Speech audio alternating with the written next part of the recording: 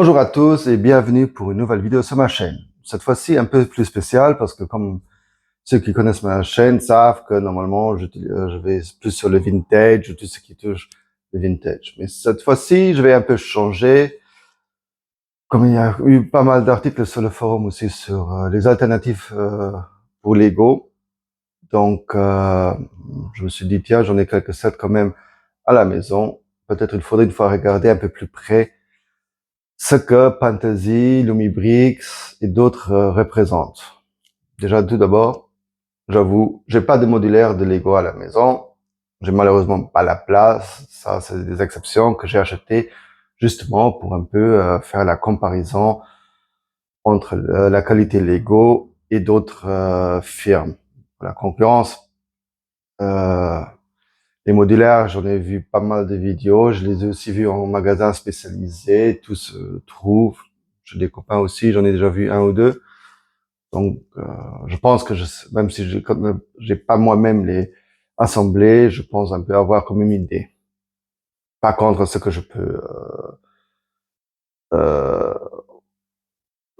faire la différence entre effectivement le nombre de pièces. Est-ce que ça faisait plaisir pour construire, c'était un peu plus exigeant, la qualité des briques et aussi des prints. Parce que déjà dès le début, ce que vous allez voir, tout ce que vous allez voir, il n'y a pas un seul sticker. Il n'y a pas un seul. Et je ne sais plus le prix exact, je vais le mettre après dans la vidéo. C'est bien moins cher qu'un modulaire semblable à Lego. Et honnêtement, quand je regarde ça, ce modulaire-là, c'est de Lego, il y a un gagnant, il y a un grand perdant pour moi. Il n'y a pas d'autre choix. Naturellement, si on est maintenant fan des Lego, que je suis toujours encore, mais juste pour les vintage, vous c'était encore des jouets, parce que ça, non plus, c'est un jouet. Ça, c'est vraiment pour adultes ou des teenagers qui aiment bien construire, faire leur ville, mais c'est vraiment pas fait pour jouer, et les modulaires non plus de Lego. Faut le dire, c'est pas fait pour. C'est plus la joie de construire, ouais, voilà, après que on voit aussi ce que c'est. Prenez un peu ce set. Malheureusement, je peux pas vous dire combien de pièces il y en a, parce que à un moment donné, Fantasy n'a plus mis le nombre de pièces sur les boîtes. Donc, je pense que ça doit être dans les alentours de 2500, 3000 pièces. Pour une fois que je regarde, si je trouve des sources un peu plus fiables, je vais les mettre encore dans la vidéo avant de la publier. Euh, il y a 4 figurines avec, une comme celle-ci. Euh, il y en a 4, les 3 autres, je ne sais pas. Chez Fantasy, les figurines ne sont pas importantes. Ils sont juste là pour donner un peu de vie, mais ils ne sont pas importants. Maintenant, on peut dire, est-ce que je vais mettre encore une photo des 4 dans la vidéo. Mais ceux qui disent qu'ils n'aiment pas les figurines, bah je peux comprendre parce que je les aime même pas trop les Bubbleheads et ils peuvent moins bouger parce que ici ça c'est fixe. Par contre, ils ont des jambes qu'on peut changer, euh, qu'on peut changer pour les mettre assis.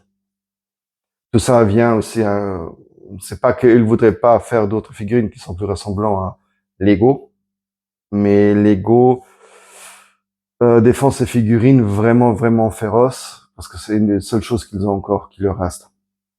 Donc ils ont encore, Lego a encore les droits 3D sur leurs figurines, et les autres, pour pas entrer en guerre avec ça, ils font d'autres choses. Mais comme je dis, Fantasy, aussi Lumibrix, c'est pas leur truc, les figurines. Ils sont bien, d'avant, ils sont bien imprimés, il faut le dire. Ils sont aussi toujours bien dans le thème choisi, mais il faut les aimer. Et encore, ils se sont bien améliorés avec le temps, parce qu'il faut dire, Fantasy, quand même, écoute ce que les gens leur disent. Ils évoluent très très vite sur le marché. Quand on regarde encore il y a 2 ans à l'avant, à l'arrière, c'était vraiment un peu autre chose. Ce set-là, est sorti en 2026, oui, 2026 ou fin 2025. Et c'était encore un des derniers sets où ils ont pas encore eu de lumière dedans. Donc comme Lumibrix ou Fanol, ils ont aussi maintenant commencé à mettre partout de la lumière dans leur maison. Encore un peu moins complexe que Lumibrix, à ce que j'ai pu voir, avec des pièces semblables aussi pour les connexions. Euh, mais ils évoluent. Ils écoutent ce que les gens veulent. Les gens ils ont dit, on ne veut pas de stickers dessus. Ils n'ont plus fait de stickers. De même pour Lumibrix, qui avait encore il y a 2-3 ans plein de stickers, pratiquement pas de pièces imprimées, et maintenant chez eux, tout est imprimé. Et croyez-moi, c'est beaucoup plus joli à voir. Bon, le stade il est un peu trop grand pour mon matériel, donc je vais faire des pauses dans les vidéos pour enlever les trucs, les étages, comme je dis, c'est un modulaire, et on va voir ce que ça donne. Essayons-le. D'abord, déjà tout ce que vous voyez, c'est du gold métallique. Il n'y a pas d'or, le pearl gold, comme on appelle ça chez Lego. Tout est métallisé. Ce qui donne déjà un peu plus de, ouais, c'est un peu plus somptueux, c'est un peu plus, ouais, plus joué, c'est une autre dimension. Et la qualité, il faut tout de suite dire des briques, elle est merveilleuse. Il n'y a pas de, ils n'ont pas besoin de se cacher derrière Lego. Je dirais que c'est plus ou moins la même qualité, peut-être même là, peut-être minimal au-dessus. Et il y a un peu moins de différence dans les couleurs. Parce que Lego, quand vous regardez un peu les grandes sets, les modulaires, vous voyez vraiment beaucoup de différences. Il y a ici aussi, mais moins. Beaucoup plus difficile à trouver. Ceci, le panneau ici, ça c'est une pièce spéciale. Parce que ouais, les Asiatiques, ils n'ont pas peur de faire quand il faut faire, ils font ça. Voilà, je vais faire un peu le tour. Et c'est assez lourd, faut le dire, ici. Voilà. Bon, c'est côté, ici, il y a vraiment les connexions pour connecter avec d'autres bâtiments. J'aime bien la terrasse aussi. Toutes les décorations que vous voyez, comme j'ai dit, tout est en or. Il n'y a rien. On a une petite porte qui s'ouvre, quand on n'est pas maladroit. Attention. Voilà. Euh, on passe. Désolé pour les mouvements. On passe par l'arrière. Ah. Là, c'est vraiment effectivement le côté pas intéressant. Mais il faut une fois regarder, ça va pratiquement jusqu'à la fin de la plaque. Qui à l'avant, il y a un peu moins parce qu'il y a le trottoir et tout ça. Mais ça va vraiment, vraiment jusqu'à la fin. Et ils ont quelque chose, ce que Lego n'arrive pas à faire. On a ici. Voilà. On peut ouvrir pour voir à l'intérieur. Et c'est pas tout. Parce qu'ici, c'est la même chose. Et c'est vraiment rempli, rempli, rempli. C'est un peu, le côté un peu moins beau. Je n'aime pas qu'ils utilisent ici beaucoup des panels ici. Ça fait toujours un peu cheap. S'ils doivent avoir imprimé quelque chose de grand, je peux encore comprendre. Mais j'espère qu'ils vont un peu arrêter avec ça. Et le seul négatif que je n'aime vraiment pas, c'est la couleur ici, qui est un peu la chair humaine. Ils ont fait pas mal de bâtiments avec ça. J'aurais préféré une autre couleur. Mais ça devient compliqué. Regardez-moi ces étagères. Tout est plein. Tout est imprimé. Le clown ici, je ne sais pas si on voit bien. Je recule encore un peu. Ah, le clown, on peut un peu choisir et mettre ça comme on veut. On voit les contrôleurs des jeux et des vidéos. J'essaie un peu d'entrer. Pour vous donner un peu, je vais faire encore d'autres truc dessus, juste une fois pour voir combien c'est riche, que c'est plein. Vous allez voir, on va faire tout de suite ce que ça donne. Voilà, pardon. C'est pas facile. On commence ici, il n'y a que des petits builds. Un automate, et regardez, hop. Ah non, comme ça plutôt, voilà. Voilà. Et il y a une figurine vraiment très vintage des jeux vidéo qu'on peut voir. C'est un mécanisme très facile, mais ça passe très bien. On a ici le flipper classique où j'ai mis la pièce imprimée un peu mal. Voilà. Je vais encore une fois corriger ça. Hop ça. Et ici, par exemple, un classique des jeux, une sorte de Outrun, je ne sais pas, mais tout est imprimé. Il y avait pas mal de mini-builds comme ça. Il y a vraiment partout. C'est vraiment plein, plein, plein. Naturellement, avec une main, c'est difficile d'accrocher comme toujours. Voilà. Non, c'est fait.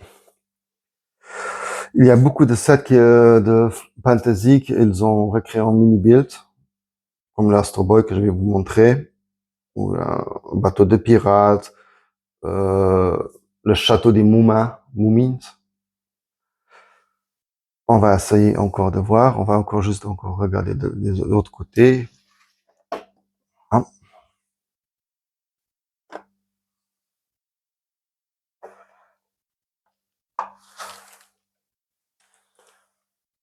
Encore une fois d'en face, pour un peu voir les détails. On peut voir. Ici, on peut tourner. Chaque figurine est légèrement semblable, mais chaque fois une autre décoration. J'aurais encore voulu, dans l'absolu, encore des visages imprimés. Mais bon, ça aurait un peu poussé un peu trop loin. L'entrée du magasin, vraiment très classique, avec un banc, les escaliers qui montent. J'avoue ici, ça c'était un peu plus difficile à construire. En général, ça se construit très bien. C'est pas maintenant c'est un peu légèrement comme Lego. Peut-être il y a parfois des pièces un peu plus par étape, un peu plus que Lego. Donc il faut parfois faire attention. Parfois je me suis dit ah oui c'est pas si léger que de construire qu'un Lego. Qui parfois est vraiment juste une pièce par page, ce qui est aussi un peu abusé, surtout des sets plus 18 modulaires ou je ne sais quoi. Ce que je trouve un peu bizarre. Dommage. Mais regardez une fois les détails dessus. La plante, je peux malheureusement pas vous montrer, mais c'est vraiment une plante qui est suspendue sur le toit. C'était génial à construire, mais un peu fragile aussi dans la construction. Je vais essayer d'enlever le toit, mais ça, une petite pause. Voilà le toit. Rien de spécial, mais très beau décoré quand même. Toujours avec des pièces gold métalliques. Une petite balançoire, quelques plantes. Ici, pour venir en haut, tout est relié. Une petite porte qui s'ouvre un peu plus difficilement. Ah, voilà. Il y a encore un petit boîte là-dedans, là, il n'y en a plus rien. Mais j'aime bien la construction en elle-même, qui est vraiment bien. Désolé pour la poussière, mais ça fait quelques mois que je l'ai déjà sur l'armoire. J'ai pas pu tout enlever. Vraiment le souci du détail, vraiment pour faire les décors, tout ça. On essaye de regarder à l'intérieur, ce qui est un peu plus difficile. Oups. Voilà. Comme vous voyez, c'est plein. On regarde dedans et on ne sait pas où regarder en premier lieu. Parce que c'est vraiment plein, plein, plein. À gauche, ici, la sortie pour aller à la terrasse. Voilà. Sinon, il n'y avait plus rien. Et on va au rez-de-chaussée après une petite pause. Et voilà, on a le rez-de-chaussée avec beaucoup de pièces imprimées. Très proprement aussi, il faut le dire. On a les mini-builds ici de Astro, par exemple. Qui va se... Voilà. Je ne sais pas si vous avez vu l'original. Mais effectivement, on reconnaît tout de suite. On a ici plein de petits jouets, des chatons, des nounours dans ce genre-là. On a ici encore un grand château. Moi, je pense, effectivement, c'est le château, c'est pas des Moumins, mais effectivement le château du Petit Prince qu'ils avaient sorti. Ils ont aussi la licence de ça. Un super château. Si vous trouvez une fois une vidéo dessus, allez regarder parce qu'il est vraiment magnifique. Même si on n'aime pas le thème, c'est vraiment du grande classe. On a ici la caisse et tout ça, l'entrée, des petits automates, voilà. Encore ici, on a des prints vraiment partout. Et comme je dis, de l'arrière, c'est pas vraiment maintenant fantastique, mais c'est pour la plupart des modèles building qui ont ce problème-là. Ce que je peux un peu aussi comprendre. Parce que on s'intéresse pas vraiment à l'arrière. Mais néanmoins, comme je dis, ils ont vraiment utilisé pratiquement toute la place, la surface. Regarde ici. Ah, voilà. C'est plus facile. Vous pouvez voir. On ne sait pas vraiment où regarder en premier. Il y a tellement de petites choses, des petits trucs. On voit ici les boîtes qui sont mis. Encore d'autres mélanges. Ah, leur série de sur les steampunk. Donc ils ont aussi qu'ils sont très très forts pour ceux qui aiment le steampunk. Allez-y. Là aussi, encore les jeux un peu classiques comme fusil. Bah bref, un peu de tout. Ils ont un peu de tout. Moi, j'avais choisi ce sac pour mon anniversaire. Je me suis dit, oui, magasin de jouets, ouais, ça tourne bien pour moi. Et effectivement, j'étais pas déçu niveau construction. Maintenant, effectivement, c'était un problème de plage. Je voudrais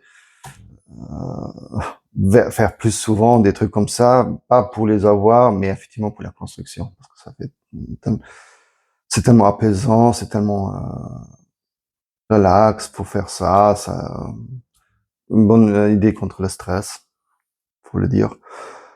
Malheureusement pas la place et comme j'ai dit, je suis dans le vintage et ça c'était vraiment des petites exceptions que j'ai fait juste aussi pour me faire ma propre idée parce que je voyais beaucoup de youtubeurs qui commencent vraiment à râler sur Lego de justesse, faut le dire.